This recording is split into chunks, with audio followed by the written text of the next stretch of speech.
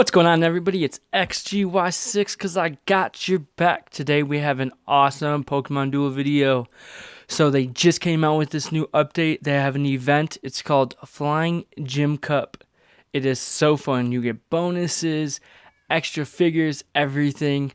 Awesome idea. I don't understand how Pokemon Duel has all these events and all this new stuff coming through, and Pokemon Go is still on that slope. They're going downhill. So let's get right into this.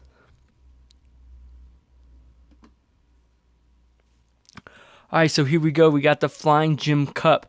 Thank you for playing Pokemon Duel. The Flying Gym Cup is now underway. Rack up as many victories as you can to unlock super awesome victory achievement rewards. Plus, maintain a consecutive win streak to earn gym boosters.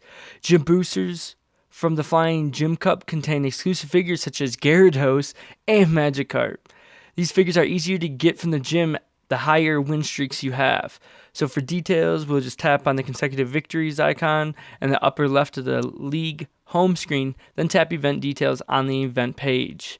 You can check the trophies you've acquired by tapping menu. Alright, so here we go. We got some active gym effects, flying types. You get an extra move point. So instead of 2, you'll be moving 3, and then ice types get plus 20 damage on both gold and white attacks. So awesome. Such a cool idea for an event. Unless you don't have any flying type figures. But in our deck, we'll be running Lugia. We got awesome Lapras with the ice types. It is water and ice, but the ice is still getting the bonus. Then we got our man Salamence. I forget this little flying guy's name. And then we just have Shuppet and Golem just as our defenders, and Shuppet for that push still, since everybody's going to be running that 3 moves. Or at least Salamence, Lugia. I can't remember that flying guy's name. And then all Shuppet. So 4 out of 6 of our guys are going to be running 3 moves. So awesome. So here we go with those details. Flying type MPs get plus 1, we already saw that. Ice types get plus 20 for damage. And Flying Gym Cup event is an active gym effects against which flying types and ice types are effective is here. Participate in the Flying Gym Cup to rack up win streaks and get gym boosters with special rewards. The event is from the 9th to the 16th of February. You can redeem your boosters up to the 22nd of February. So again, same stuff as before, except for here, it talks about the 11 streak. So the highest you can go is 11. If you achieve an 11 win streak, once you receive the contents of the gym booster, you can take on the next duel. So you'll just restart from 1 and try and build your consecutive streak again. If you're defeated in a duel, you can elect to continue the win streak and spend gems to pick up where you left off on your win streak. If you do not resume your win streak, you open the gym booster that you have at that streak, and then you restart. But we'll see how much it costs. Maybe we'll just spend it just so we can try and get to 11. If it's like 100 gems, obviously, we ain't doing it. We don't have that many. We're setting at 303. But that gold, we got tons of gold. So here's a list of the availables. You got your EXs, Charizard, Lugia, Palkia, Rares, Absol. So just tons of them. You get tons and tons of different available Pokemon figures from these booster boxes. The only thing is, how hard is it going to be to get that 11, get that 10, 9, even up in any of those gold ones. But for 1 win, you get 1 figure. For 2 wins, you get 2 figures, or consecutive wins. 3 consecutive wins, 2 figures, 1 ingot. 4 is 3 figures, 1 ingot. Is that what that? Excuse me, 1 ingot. 5 is going to be 3 figures, 1 ingot, and 1 rare metal. 6, 4 figures, 1 ingot, 1 rare metal. 7, 4 figures, 1, 1, and 1. 8 is 1 guaranteed uncommon or higher, plus your ingots and your rares and cubes that are the same. For 9, you get 2 uncommons or higher, plus the rest. 10, you get 1 rare or higher, plus 1 uncommon or higher, plus 2 additional figures. And then 11, the big one, it's 1 rare or higher than your uncommons and your ingots, your cubes, all of that stuff. So tons of prizes that can be won just from your consecutive wins, which is awesome. Here is just the dual wins rewards. So it doesn't have to be consecutive, nothing. So you're still getting stuff just for playing. Whether you're winning in a row or you just sit there and win, lose, and you play 200 matches and got 100 wins and 100 losses, you're still getting all those gems. You're getting the cubes, you're getting the rare metals, the ingots, which I want to know what ingot means. Like it's really starting to bug me. So I already did play one consecutive match that I didn't record, so we'll just open that up so we can start from scratch. And look at that, we got the awesome Magikarp. So hopefully we can get the Gyarados, who knows, but nice little Magikarp. Doesn't really do much, but it's still cool because they're saying it's an exclusive for this event. So definitely want to try and capture those as long as we can. That'd be really awesome. Getting the events, but it is going on for a while, so we'll keep doing it after this. But I wanted to get a video out to share this with everybody so everybody can hop on here and get those wins in. So here's just going to be our first one. Nothing crazy, but I did record some stuff to go over of things you don't want to do. So what I did, and I do this for quite a few of the matches that you'll see in today's video, Shamray or something like that is the other guy's name. The guy in the bottom left, the little white one. And then Salamence. They both have Flyaway. You do not want to guard your base with Flyaway. You don't want to do it. Because as soon as somebody attacks you and then you land a Flyaway, you hop over them and then leave your guard open. So do whatever you can. I know a lot of flying type Pokemon have Flyaway, so they'll be used in this event. But try and get your other Pokemon guarding your base, not your flying ones with Flyaway. Because again, as soon as you hit that, you'll fly over them, open up your space, they'll hop on, game over. So right here, I hit his guy with my Shuppet. What am I doing here? Okay, so the counter attack. This plate can be used when you have enemy Pokemon or on all of your pieces, right? But if you do that, then one of your Pokemon gets an extra move point. Well, I did it on Shuppet so we can move 4, so you see the goal is open. Well, me being a noob at this game, I was like, oh, sweet, I'm going to hop in. Little do I know, the surrounding still counts on the goal point. So do not make that mistake. That's why I wanted to put that in here so you guys can see it, so you guys don't make the same mistake. Even if you have Pokemon that can jump over people or you use Hurdle Jump, if you jump on a goal that's surrounded, you will still go down. So do not make that mistake. Huge mistake. They just knocked out my Shamray as I'm trying to take down the Lugia, because I mean that's a deadly combo right there. They got Lugia and Articuno guarding the goal. It's really hard, but again, those Pokemon do not have the issue that I had. And then here we go. This is why Meowth is so deadly. I go in. I'm just leaving my Golem there by myself. Meowth comes in, fakes me out. I lose. Alright, so I didn't get win 1 recorded, so we're just going to jump straight into win 2. I had to show that loss, though, to show that Meowth thing, because Meowth is so deadly when you have him. Can just roll up on anybody, whether it's Moltres, Lugia, Blastoise, knock them with that fake out, take their spot, game over, you're done for. So here I'm going to push up. Also, look out for the Zapdoses, Moltreses, Articunos. They use Soar. So if they get on your spot, be careful, because they can literally jump from your entry point all the way to your goal point if you're not either guarding it by surrounding or sitting on it. If you move one spot, they will just jump right over and hop in, all 3 of them. So if you'll notice in some of my videos, tons and tons and tons of people are using these Moltreses, Zapdoses, and stuff. But here, another learning video.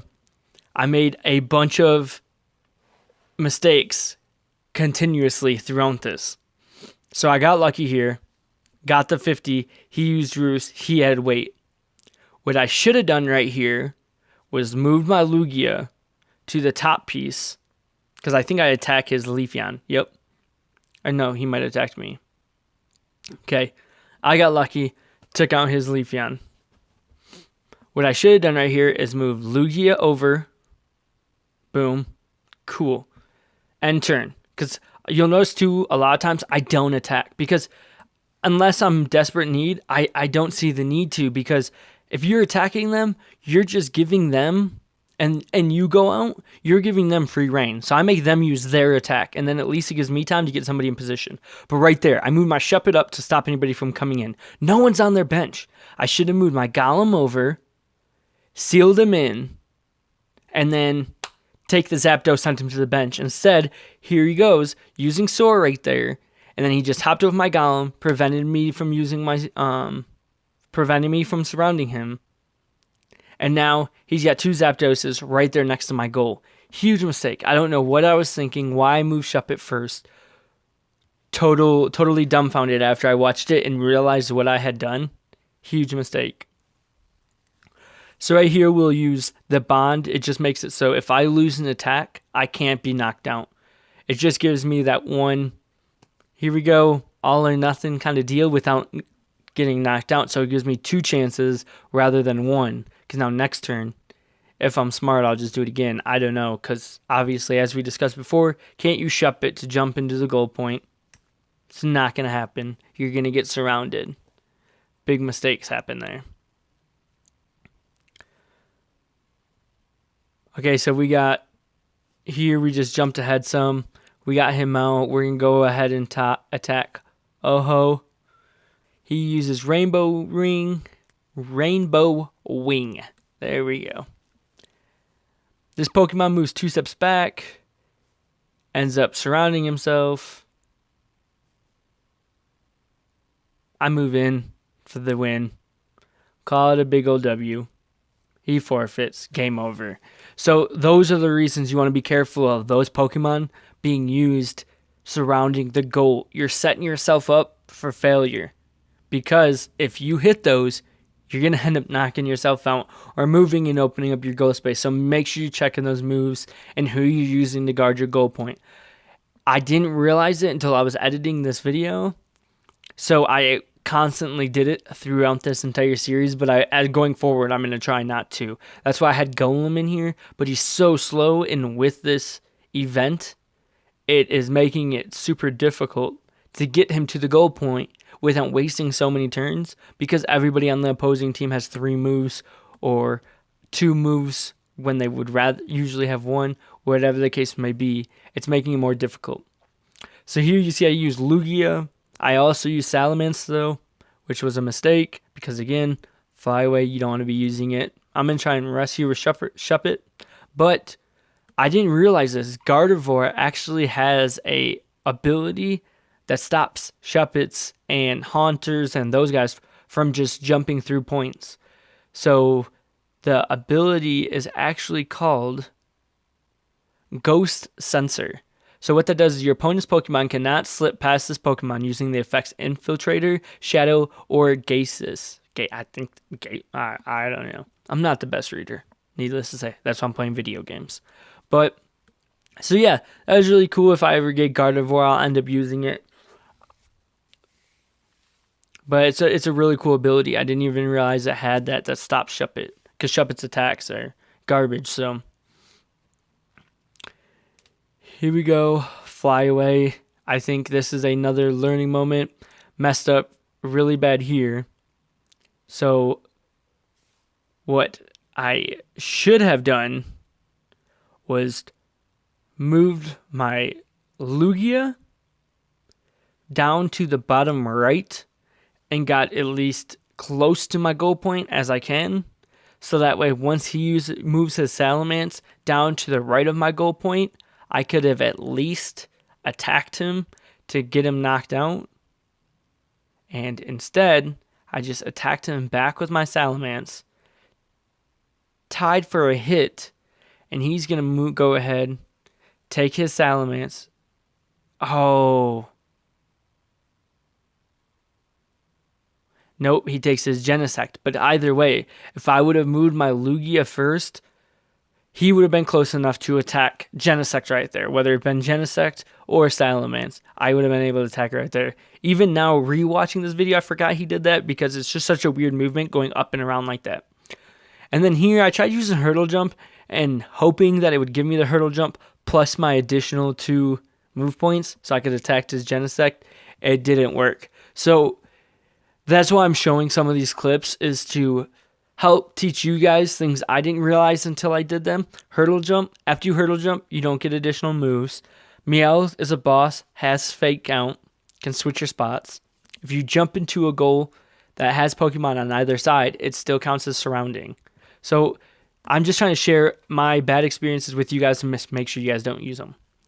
And then here we go. We got a loss. It's only 10 gems to keep it going. So I just spent the 10 gems. Keep it going. And then as you see, I went into a next match. Darkrai just kicked my butt. I lost again. Another 10 gems. Let's go. Keep it going. If it's only 10 gems, we're going to run this thing all the way to 11. We're not going to redo it for 10 gems. If you lose less than 20 times and you're not paying 200, I think it's worth it. As long as you're paying less than 200 to get to 11, I think it's worth it because that's what you're paying in the shop anyways. So if you can get to 11 and only lose, say, 10 times, that's 100 gems for a booster box with all of those items. So I absolutely think it's worth it. But here we go into I think this is us going for our 3rd consecutive. Yep, we're at 2 wins in a row, so we're going for 3. He's attacking my Shamray. I still don't know the name of him. He attacked me. I fly over him, trying to go for the surround on Rayquaza. So I'm going to move up here, get in position. Again, end turn. You're not going to see me attack on the offense a lot unless I'm in a desperate situation, because I want him to attack me and waste his. Because now if he hits me and he has to, and he loses and goes out, now it's my turn and I can move into his goal position. Obviously, I surrounded him anyways and I won, but that's the reason why I don't do that. Because if I were to attack him and then he goes out, cool, but now it gives him a chance to get a guy and do a guard position or attack me before I can move. So I'll just end turn, let him attack me, he loses, I move into position because it's my turn. Simple. So here we go. We're going for win number 4. So again, we got Glaceon, all those good guys. He's going to use his Onix on me, who I found out throughout this tournament is a really good Pokemon. I hit him with that flyaway though. Got right up next to the goal, and then I jump in. See, that's, again, why I don't attack. He attacked me. I got a free flyaway, jumped over him, my turn, hop in position.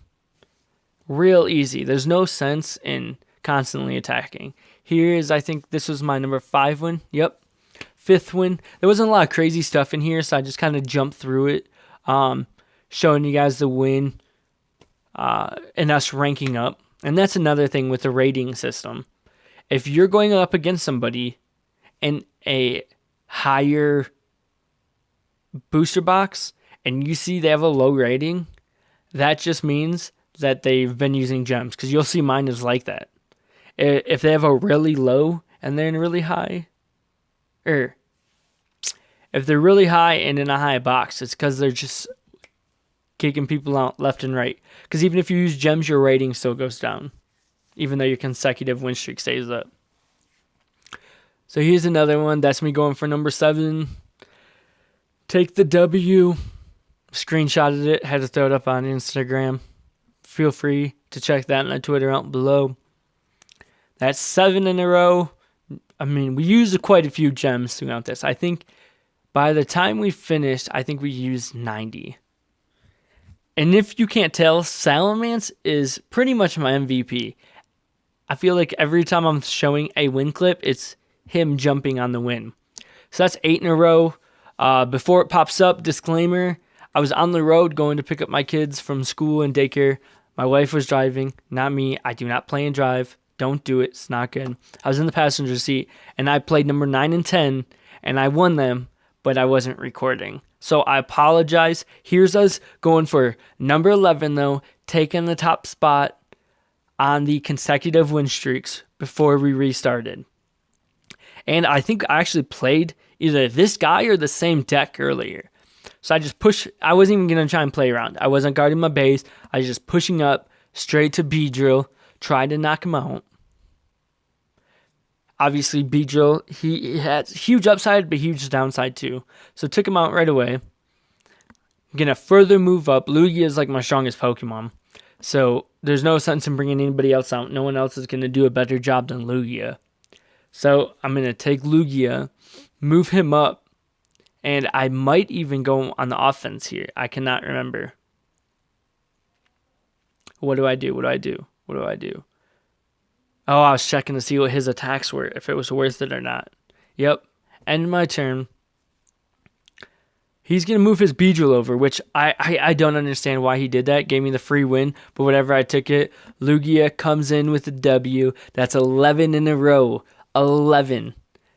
And that's what I really wanted to get on this video. I almost ended up putting this video up with only a 5 consecutive win streak. But luckily, my video editing software was so crappy, it was taking so long to edit, that it gave me more time to play the game and an extra day to get more footage added. So we got the 11 win streak. We're going to go back and open it up and see what awesomeness we get from it. So 1 rare or higher, 3 uncommons or higher. Come on, come on, come on. Tyranitar! Okay, I've Psyduck, Haunter, Slackoth. Yeah, you're slack off. And then our ingots and our rare metals and stuff. But I have the worst luck when it comes to EXs. As you can tell, I only have the one. I use it all the time because it is my only one. But I just have terrible luck. But I hope you guys enjoyed this video. I hope you learned a couple things from my mistakes and you guys don't make them as well. Watch out for that Meowth. Watch out for Shuppet. Try and use that Gardevoir if you can to stop things like Haunter and Shuppet and whatever Shuppet evolves into. I don't remember his name either. I got to learn these names. I apologize to you guys. I should know them better. But hopefully you guys can learn from those things. If you like this video, make sure you hit a like, and I'll keep doing more. I'll make sure to bring out these new events hopefully sooner. I think I have a better software now that's going to allow me to get the stuff up quicker for you guys. But if you want to see more, make sure you hit that subscribe. And until next time, you guys have a great day.